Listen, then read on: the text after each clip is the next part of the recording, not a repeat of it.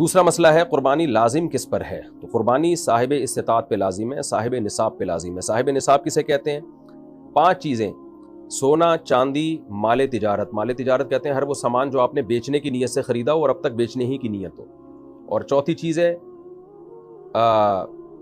یعنی سونا، چاندی، کیش، مال تجارت، اور 5ویں چیز ہے ضرورت سے زائد سامان۔ ضرورت سے زائد سامان اسے کہتے ہیں جو پورے سال استعمال میں نہ ہو، جیسے کوئی پلاٹ پڑا ہوا ہے آپ کے پاس، نہ کرائے پر ہے نہ آپ اس میں رہ رہے ہیں، تو یہ بھی ضرورت سے زائد ہے۔ کوئی گھر آپ نے بنایا ہوا ہے، نہ کرائے پہ دیا ہوا ہے نہ اس میں آپ رہتے ہیں، تو یہ بھی ضرورت سے زائد ہے۔ کوئی گاڑی آپ کے پاس ہے، پورے سال استعمال ہی نہیں ہوتی وہ بھی ضرورت سے زائد ہے۔ ڈنر سیٹ گھر میں پڑے ہوئے ہیں، شوکیس میں سجا کے رکھے ہیں، پورے سال استعمال ہی نہیں ہوئے، تو وہ بھی ضرورت سے زائد ہے۔ تو ضرورت سے زائد سامان یا سونا یا چاندی یا کیش اماؤنٹ یا تجارتی مال اگر آپ کے پاس 52.5 تولہ چاندی کے برابر ہے، آج کی تاریخ میں 52.5 تولہ چاندی کی جو بھی قیمت ہے وہ آپ سرچ کر لیں، بلکہ بقرعید کے دن جو بھی 52.5 تولہ چاندی کی قیمت ہوگی وہ آپ سرچ کر لیے گا، تو 1.5-2 لاکھ روپے بنتی ہے میرا خیال ہے۔ تو جس کے پاس اتنا اماؤنٹ موجود ہو، اس اماؤنٹ میں سے وہ قرضے بھی نکالے، مائنس کرے، اور جو ضروری خرچے ہیں جیسے گھر کا راشن آئے گا وہ ضروری ہے، گیس بجلی کا بل یہ ضروری ہے، تو یہ ضروری خرچے مائنس کر کے اگر کسی کے پاس 52.5 تولہ چاندی کے برابر رقم بنتی ہے تو اس پر قربانی لازم ہے۔ اور جس کے پاس یہ ضروری خرچے مائنس کر کے بھی 52.5 تولہ چاندی کے برابر رقم نہیں بن رہی ہے تو پھر اس پر قربانی لازم نہیں ہے۔ خواتین کے پاس عام طور پر چونکہ گولڈ ہوتا ہے اور کچھ نہ کچھ پیسے بھی ہوتے ہیں ان کے پاس، تو اور قرضہ نہیں ہے اگر، اور گھر کا راشن بھی خواتین نے نہیں ڈالنا ہوتا، وہ تو مردوں کی ذمہ داری ہے، تو گیس بجلی کا بل بھی مرد دے رہے ہوتے ہیں، تو اس لیے آج کے زمانے میں عام طور پہ خواتین پہ قربانی زیادہ لازم ہو رہی ہوتی ہے، مردوں پہ کم لازم ہو رہی ہوتی ہے، کیونکہ گولڈ ہوتا ہے خواتین کے پاس اور شریعت نے ان کے ذمے کوئی خرچے ڈالے نہیں ہیں، مردوں کے ذمے تو بہت سارے خرچے ہوتے ہیں، تو ایسی صورت میں خاتون پر بھی قربانی لازم ہوگی۔ ہاں، خاتون کی طرف سے ان کا شوہر قربانی کر سکتا ہے اجازت سے۔ شوہر نے اگر اپنی بیوی کی طرف سے قربانی کر دی، قربانی کرنے کے بعد بتایا کہ میں نے تمہاری طرف سے قربانی کر دی ہے، تو قربانی ادا نہیں ہوگی، پہلے وہ بتائے گا کہ میں آپ کی طرف سے قربانی کر رہا ہوں، وہ اجازت دے دے تو ٹھیک ہے۔ اجازت دینے کے لیے بس خاموش رہنا بھی کافی ہے، زبان سے کہہ دینا بھی کافی ہے، خاموش رہنا بھی کافی ہے۔ شوہر بیگم کو فون کر دے، بیگم تمہاری طرف سے میں قربانی کر رہا ہوں، تو اطلاع دے دے گا تو یہ اطلاع بھی کافی ہے۔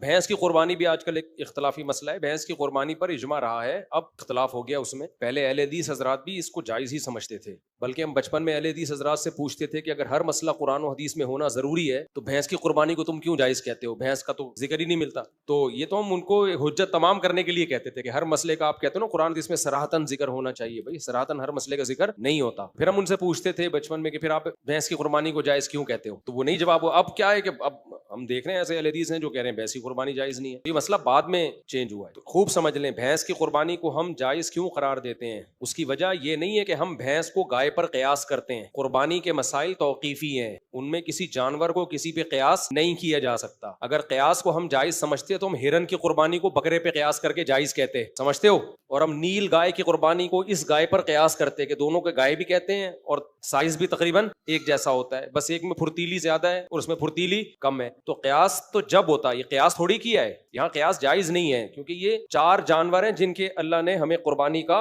حکم دیا اور وہ توقیفی ہیں، ان پہ قیاس نہیں ہو سکتا۔ تو سوال پیدا ہوتا ہے پھر ان 4 میں بھینس تو نہیں ہے، تو اس کا جواب یہ ہے کہ بھینس کو گائے پر قیاس نہیں کیا ہے، گائے کے ساتھ لاحق کیا ہے۔